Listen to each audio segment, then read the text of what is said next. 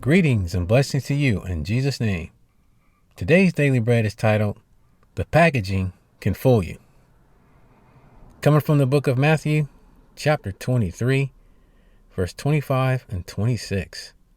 And it reads, Woe to you, scribes and Pharisees, hypocrites, for you cleanse the outside of the cup and dish, but inside they are full of extortion and self-indulgence.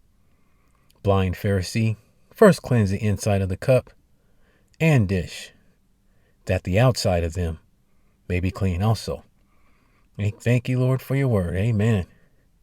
So the packaging can fool you. Packages comes in all shapes and sizes. Packages we recognize, packages we don't recognize. But Jesus says, beware of the packaging. What's going on the inside?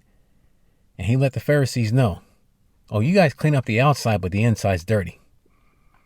Children of God, don't be fooled by the packaging. What's going on the inside? What's beyond the packaging? Pastor Tyrin, signing off.